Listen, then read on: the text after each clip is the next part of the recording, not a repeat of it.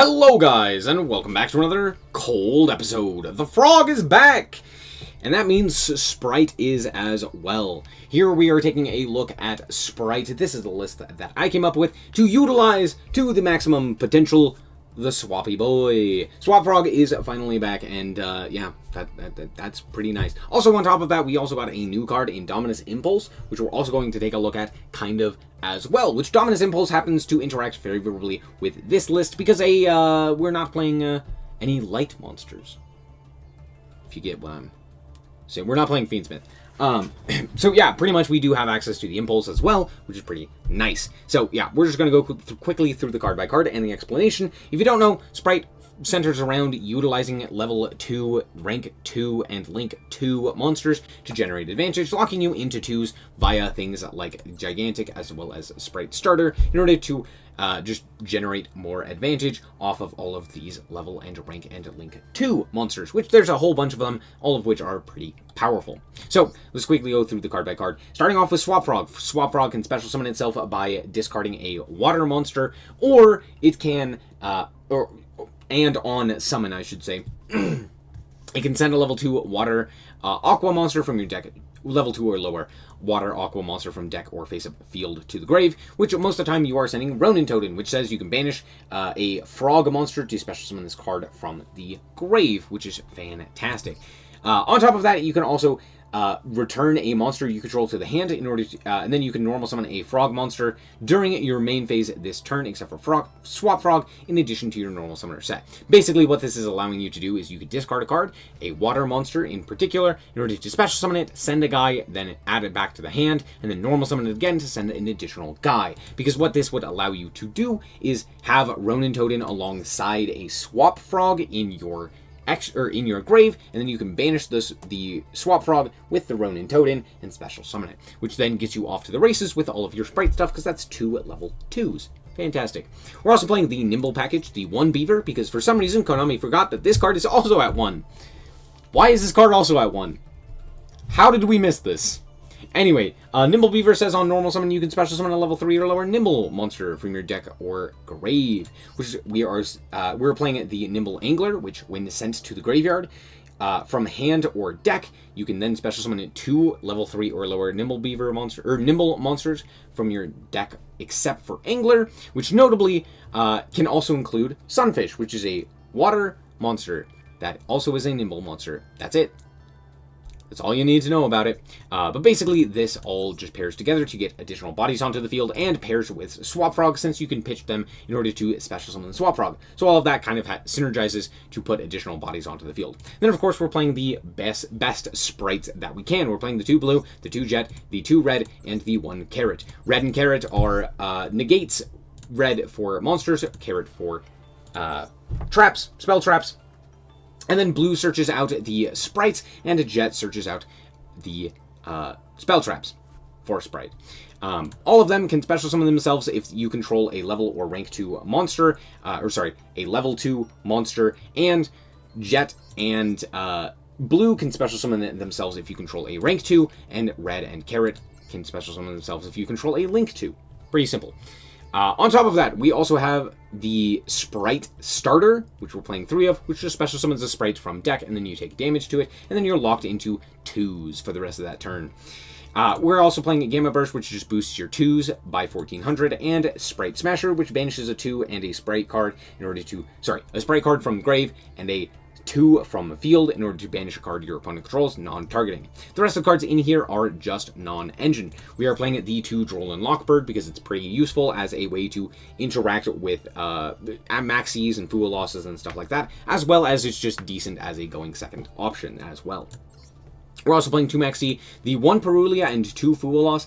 The reason for this is kind of interesting, but Perulia does happen to be a water, which is kind of nice, but Fuelos in particular, due to Droll, becomes a little bit less advantageous. So we're just kind of playing additional ways to like see other options.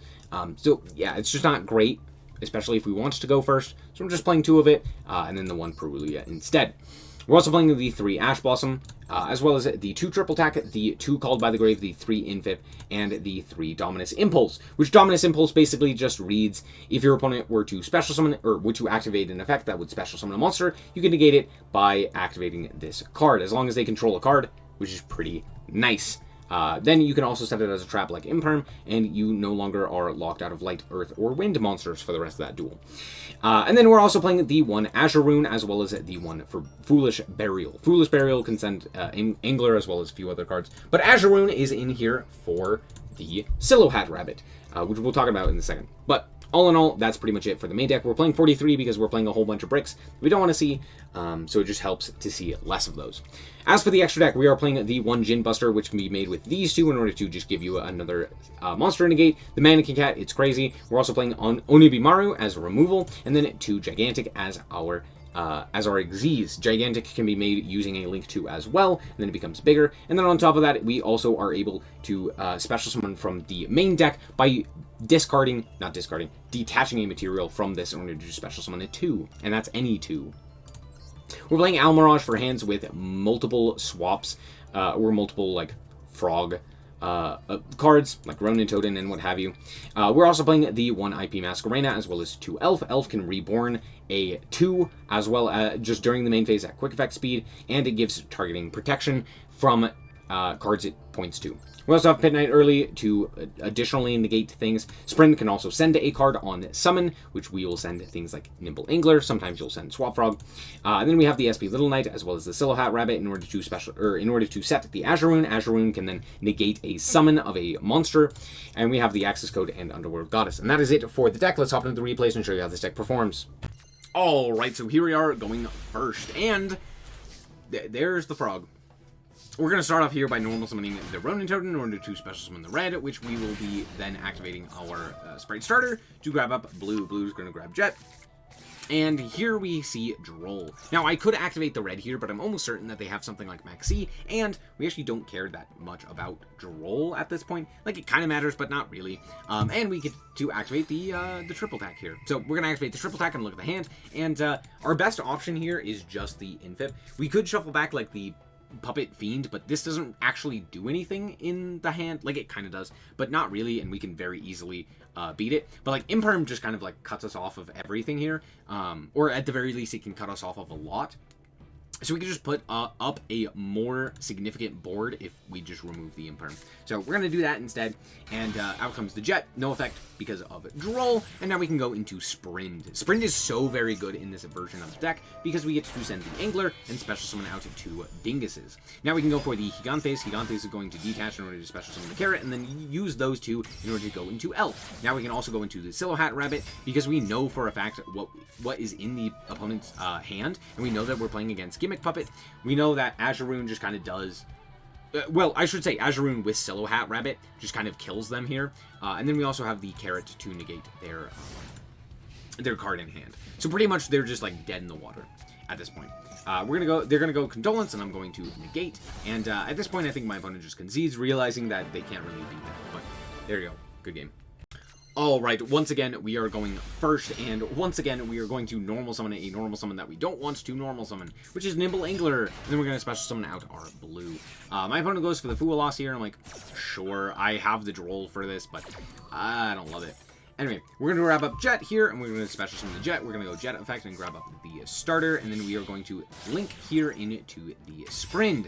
Sprint is going to activate. They're going to activate a second Fool Loss, which is hilarious, because now I get to go for the Droll here, and they don't really get anything. We're going to go for the Angler and special summon 2 here, and then go into Gigantes. We could have been nibbed here, but they don't have it. Fantastic.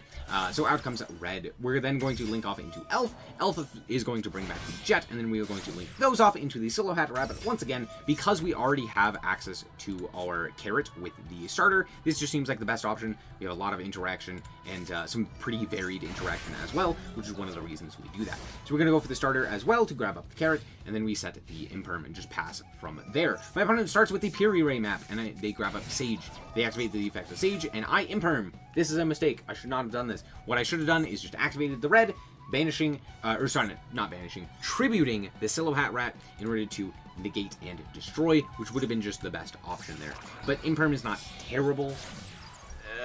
at the very least, we just needed to keep them off of the additional guy there. They're going to go for the Mausoleum here, and I'm going to go for the Azure Rune in response, which then allows us to trigger the Silhouette Rabbit in order to pop the field spell. I don't want them to get that extra normal, potentially normal summon another Sage and just get the search anyway, but they're going to reveal 3 wishes. I'm like, that's a-okay, can't really do anything about that. Activate the wishes, discard a card, and I'm of course going to negate that, to the which my opponent concedes, realizing that the game is over because they can't activate and resolve wishes. So, good game.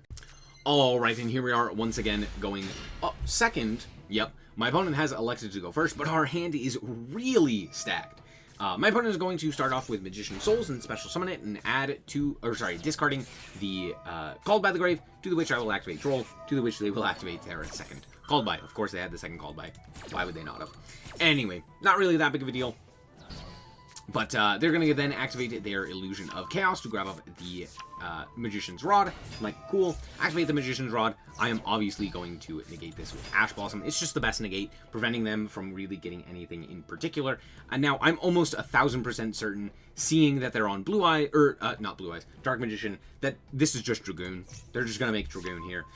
So out comes this guy, and then they are going to make Verte. Of course. And the Verte is going to activate, sending, of course, the pieces for Dragoon. So out comes Dragoon. So, let's see what we can accomplish here. Now, first and foremost, we draw Imperm. Not very good. That doesn't really do anything. However, not really that big of a deal. What we're going to do is we're going to normal summon Beaver and not activate its effect. If we lose the 2 here, by my opponent negating, I don't have a way to special summon Blue, which turns off pretty much everything, which is not very good. We don't want to do that. So I'm going to then special summon the Blue, to the which my opponent takes the bait, which is activating the Dragoon. So they're going to discard their guy, pop and, negate and pop. So I'm just going to steal their monster and then activate its effect. Popping, burning, and then they add this guy. I didn't even know Magic Aribo was in their grave, but there it goes. Anyway, so they're going to activate in order to special summon out a guy, but it's not really that big of a deal because now we can make Sprind, which does full combo. So we're going to send the Angler. Angler is going to special summon 2 Sunfish, and then we're going to use those 2 in order to go into a Gigantes. Gigantes is going to special summon the Jet. Jet is going to grab up the Starter. Starter is then going to be utilized later with an Elf. Well, here we're going to go Elf in order to go into the blue, and then we're going to grab the Carrot, and I'm going to make Mannequin Cat because it's the funniest thing that I can do. Because Mannequin Cat has the ability to bring back the Verte, and now use it as material to bring back from the grave the Jet. Fantastic. Now I just walk over them for lethal because they paid a whole bunch of life points for Verte and the like. So, good game. Alright, we're back with the deck, and honestly, I still love Sprite. And the new Swap Frog card, while it didn't show up in these replays, it still is a very advantageous card to have. Just having additional ways to normal summon a guy and to play additional starters basically for Sprite is always nice. One of the big things that makes Sprite so good is the fact that it can basically do its combo every turn and establish a board consistently over the course of multiple turns. Pretty much every turn you're just putting up additional interactions, right? Which is very, very nice, and it makes it very difficult to deal with. You pair that with some non-engine, and it makes it even more powerful. So all in all, I still really enjoy this deck, and it is still very nice. It's not insane, but yeah, being able to like play a whole bunch of hand traps while also being able to do the whole combo is pretty solid right now. So give it a shot. Why not? It's pretty good. I don't think the Swap Frog really changes a whole lot. Honestly, there are still better normal summons outside of Swap Frog, but that being said, Swap Frog's not bad. You could also do the Tri-Brigade stuff if you wanted to. You do a myriad of other things, and it's all pretty good. But yeah, that's going to be it. Thank you guys so much for watching. I hope you guys did indeed enjoy it. If you did, I like us very much, so appreciate it. And remember to always stay frosty. Bye-bye.